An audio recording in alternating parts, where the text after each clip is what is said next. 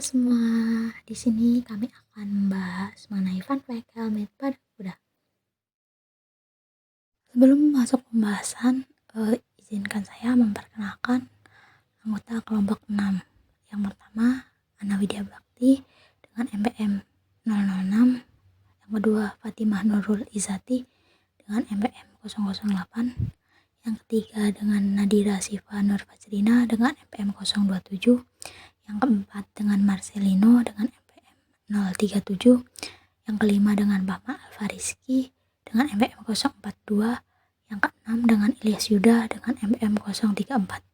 Selamat menyaksikan. Tahukah kamu ada beberapa jenis helmin yang bisa menyerang pada kuda? Pertama, ada Echinococcus granulosus. Echinococcus granulosus merupakan salah satu jenis cestoda, yaitu cacing yang berbentuk pipih.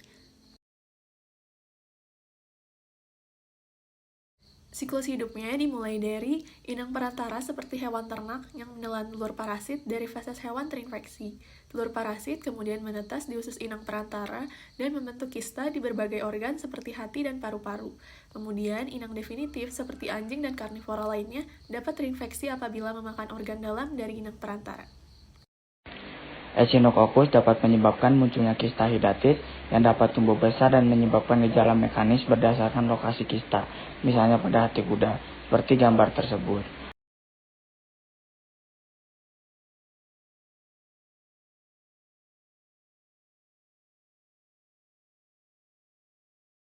Lalu, adanya kista menyebabkan penurunan fungsi organ pada inang perantara. Karena kista hanya muncul pada inang perantara, maka gejala klinis jarang terlihat pada inang definitifnya.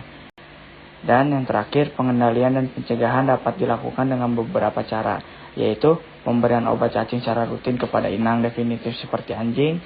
Lalu yang kedua, menghindari konsumsi daging mentah. Yang ketiga, memastikan kebersihan lingkungan. Untuk helmin yang kedua, ada Dicrocoelium dendriticum. Dicrocoelium dendriticum merupakan parasit jenis trematoda, yaitu parasit memiliki bentuk pipi dan memanjang serta menyerupai daun lancet.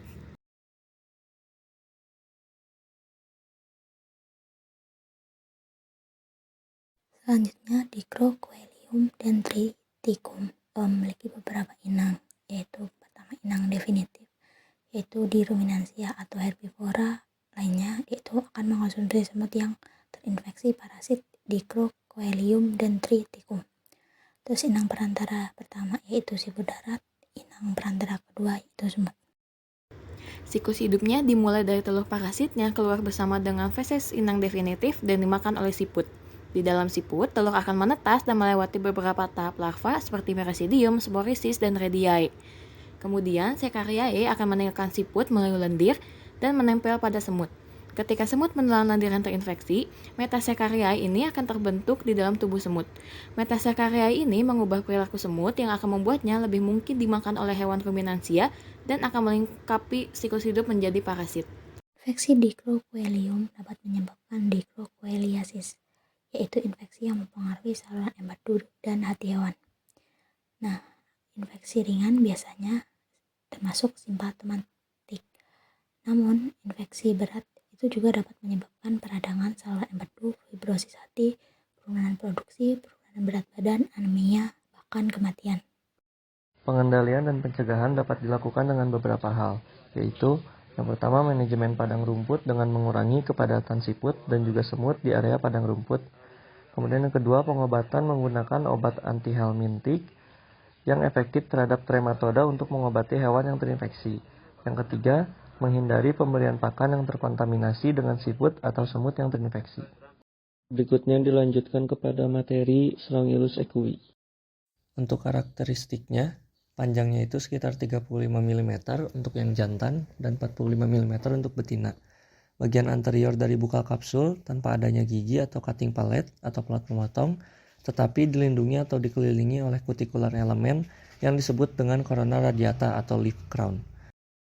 Selain hidup di usus besar, sekum dan juga kolon, larva cacing ini juga berkembang di pankreas dan juga hati.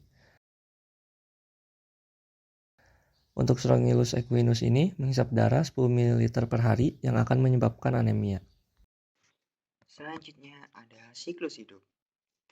Kuda memakan rumput yang terkontaminasi telur larva. Yang selanjutnya, larva infektif memasuki mukosa dari sekum dan kolon dan akan memasuki subserosa, yang dimana akan menyebabkan pembentukan nodul.